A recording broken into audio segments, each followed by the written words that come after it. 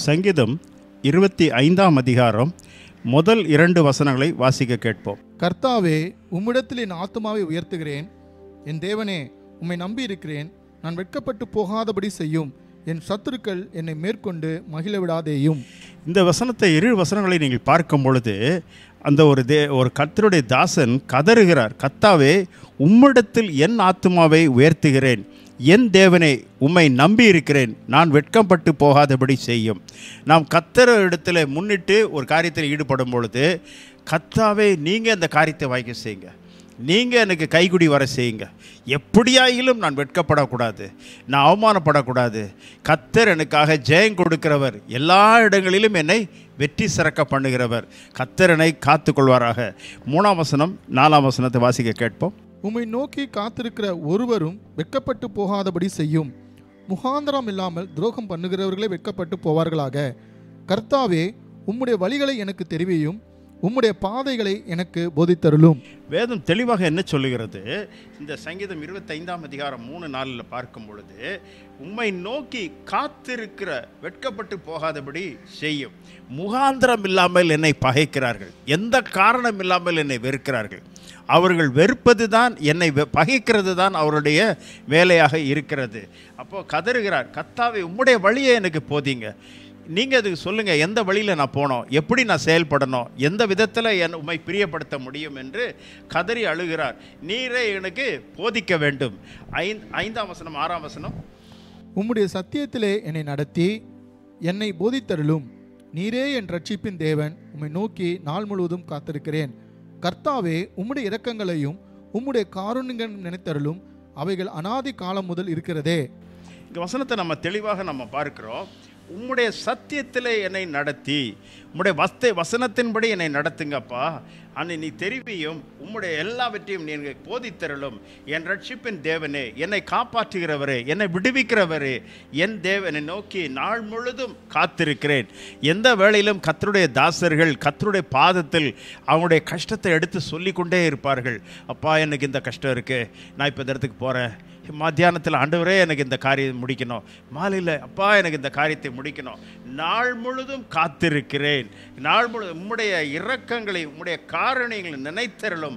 அவைகளை அநாதி காலம் முதல் இருக்கிறது. ஆண்டவரே, உங்கள் தயவை நினைத்தருளும், உம்முடைய கிருபை நினைத்தருளும். ஜெபத்தை கேட்கிறவரே, அதை நினைத்தருளும். மனம் இறங்கி எனக்கு விடுதலை தாரும். அடுத்த 2 வசனங்கள். என் இளவயதின் பாவங்களையும் என் மீறுதல்களையும் நினையாதிரும். கர்த்தாவே, உம்முடைய தயவின் நிமித்தம் என்னை உமது கிருபையின்படியே நினைத்தருளும்.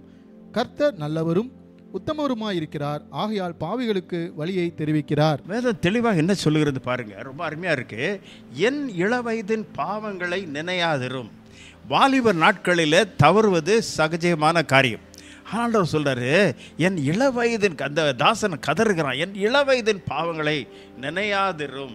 கர்த்தாவே, மன்னியும், மறந்தருளும். தயவு நிமித்தம் என்னை கிருபையின்படி நினைத்தருளும் என்று சொல்லி கதறும் பொழுது, கர்த்தர் நல்லவரும் உத்தமருமாய் ஆகையால் பாவிகளுக்கு வழியை தெரிவிக்கிறார்.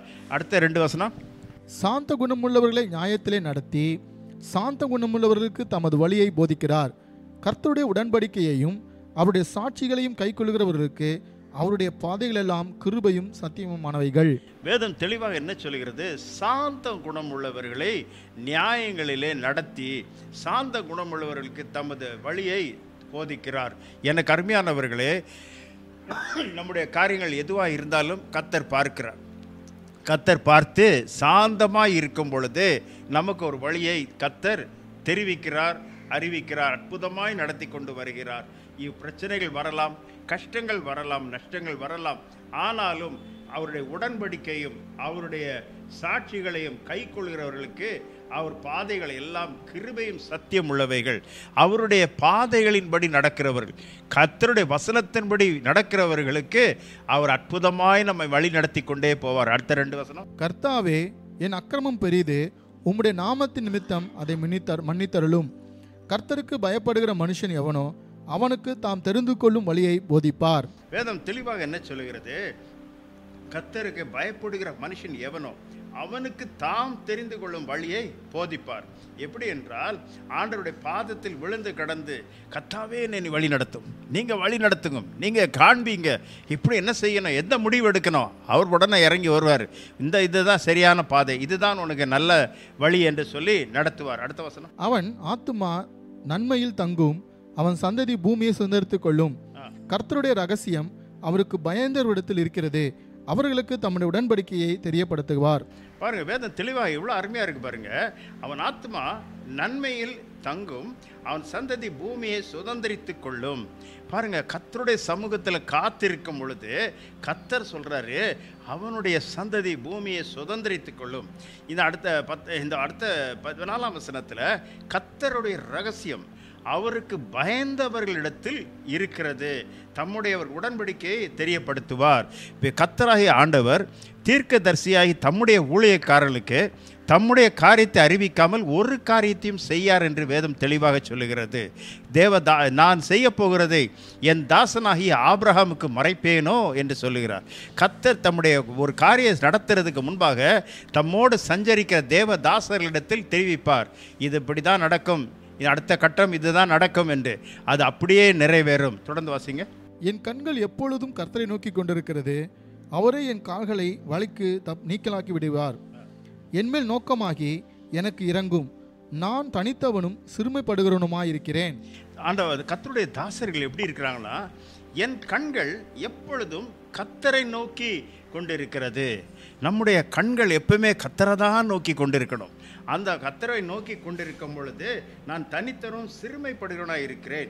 என் இருதயத்தின் வியாகுலங்களை பெருகியிருக்கிறது, என் இடுக்கண்களை நீங்களாக்கிவிடும். பிரச்சனைகள் வரலாம், கஷ்டங்கள் வரலாம், கர்த்தர் எல்லாவற்றையும் மாற்றி அமைக்க வல்லவராய் இருக்கிறார். என் இருதயத்தின் வியாகுலங்கள் பெருகி வருகிறது, என் இடுக்கண்கள் என்னை நீங்களாக்கிவிடும். என் துன்பத்தையும் என் வருத்தத்தையும் பார்த்து என் பாவங்களை எல்லாம் மன்னித்தருளும். உலகத்தில் இன்றைக்கு இருக்கிற பிரச்சனை இல்லைன்னா இருதயத்தின் வியாகுலங்கள் பெருகி இருக்கிறது. அநேக நேரம் பொதுவாக மக்கள் சொல்லுவாங்க, ஐயோ என் நெஞ்சே வெடிக்கிற மாதிரி இருக்குது, அந்த மாதிரி பிரச்சனை வந்திருக்கிறதுன்ட்டு.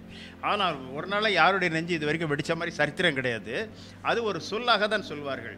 என்னை பாருங்கள், இன்றைக்கு விதமாக என் இருதயத்தின் வியாகுலம் பெருகி இருக்கிறது, என் இடுக்கண்களுக்கு என்னை நீங்களாக்கி விடும், இந்த பிரச்சனையிலிருந்து என்னை காப்பாற்றுங்க ஆண்டவரே என்று. அந்த தொடர்ந்து வாசிக்கும் பொழுது என் துன்பத்தை வருத்தத்தையும் பார்த்து என் பாவங்களை எல்லாவற்றையும் மாற்றி அமையும், எல்லாவற்றையும் கர்த்தர் அற்புதமாய் விடுதலை கொடுப்பார். என் சத்துருக்களை பாரும், அவர்கள் பெருகி இருந்து உக்கிர பகையாய் என்னை பகைக்கிறார்கள். என் ஆத்துமாவை காப்பாற்றி என்னை விடுவியும், நான் வெட்கப்பட்டு போகாதபடி செய்யும், உம்மை நம்பி இருக்கிறேன். என் சத்துருக்கள் பாரும், அவர்கள் பெருகி இருந்து உக்கிர பகையாய் என்னை பகைக்கிறார்கள். சத்துருக்கள் எப்படி இருக்கிறாங்க பாருங்க, அவங்களுக்கு 24 மணி நேரமும் என்னை பகைக்கிறார்கள். 24 மணி நேரம் இவனை எப்படி க்ளோஸ் பண்ணலாம், இவனை எப்படி போட்டு தள்ளலாம், இவனுக்கு ஏதாவது ஒரு முற்றுப்புள்ளி வைக்கணும், அவங்களுடைய வேற எந்த அழைப்பும் கிடையாது. அவங்களுடைய நினைவு, சிந்தனை, செயல் எல்லாமே நமக்கு விரோதமாகத்தான் இருக்கிறது. இந்த விதமான ஒரு சூழ்நிலையில் மனுஷன் இன்னைக்கு வேதனையாக இருக்கிறார்கள். அவருடைய உக்கிர பகையாய் என்னை பகைக்கிறார்கள்.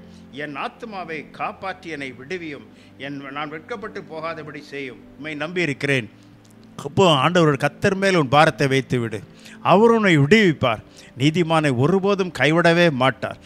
உன் பக்கத்தில் 1000 பேர் விழுந்தாலும் எத்தனை பேர் வந்தாலும் சரி, கர்த்தர் உன்னை காக்கிறவராய் இருக்கிறார், கர்த்தர் உனக்கு போராடுகிறவராய் இருக்கிறார். உனக்கு விரோதமாக எழும்புகிற எந்த ஆயுதம் வாய்க்காமலே போகும் என்று வேதம் தெளிவாக சொல்லுகிறது. தொடர்ந்து. உத்தமமும் நேர்மையும் என்னை காக்க கடவது, நான் உமக்கு காத்திருக்கிறேன். தேவனே, இஸ்ரவேலை அவனுடைய எல்லா இக்கட்டுகளுக்கும் நீங்களாக்கி மீட்டுவிடும். உத்தமும் நேர்மையும் என்னை காக்க கடவது, நான் உம்மை காத்திருக்கிறேன்.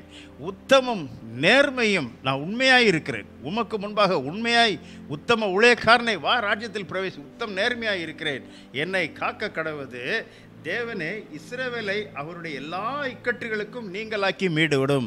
கர்த்தர் இஸ்ரவேலர்களை எல்லா போர்க்களத்திலும் அவர்களுக்கு ஜெயம் கொடுத்து கொண்டு வருகிறார். அது இன்று முதல்ல ஆரம்ப வரலாறு அப்படிதான் சொல்லுகிறது. இன்றைக்கும் அவர்களுக்கு எல்லா விதத்திலும் வெற்றி சிறக்க பண்ணி கொண்டே இருக்கிறார். பெஞ்சமின் நெத்தனியேலும் போர் ஆரம்பிக்கும் போது சொன்னார், நீங்கள் இந்த போரை ஆரம்பித்து விட்டீர்கள், நாங்கள் முடித்து கொடுப்போம் என்று சொன்னார். அதுதான் இன்று உலகமே பார்த்து வேய்ந்து கொண்டிருக்கிறது. கர்த்தர் இஸ்ரவேலரோடு கூட இருக்கிறார். இஸ்ரவேலரை காக்கிறவர் உறங்குறதும் இல்லை, தூங்குறதும் இல்லை. கர்த்தர் உன்னை ஆசீர்வதிப்பாராக. ஆமென். வானத்தையும் பூமியும் படைத்த சர்வதிகாரமுள்ள இயேசுவின் நாமத்தினாலே இந்த வார்த்தையை கேட்டுக்கொண்டிருக்கிற அன்பான சகோதர சகோதரிகளை ஆசீர்வதிப்பீராக. தங்கள் இல்லங்களில் இருந்து பார்த்து கொண்டிருக்கிறவர்களுக்கு ஒவ்வொரு வசனத்தின் வாயிலாக அவருடைய இருதயத்தை சிறப்படுத்தும், பலப்படுத்தும், கனப்படுத்தும். இயேசுவின் நாமத்தில் பிதாவே. ஆமென்.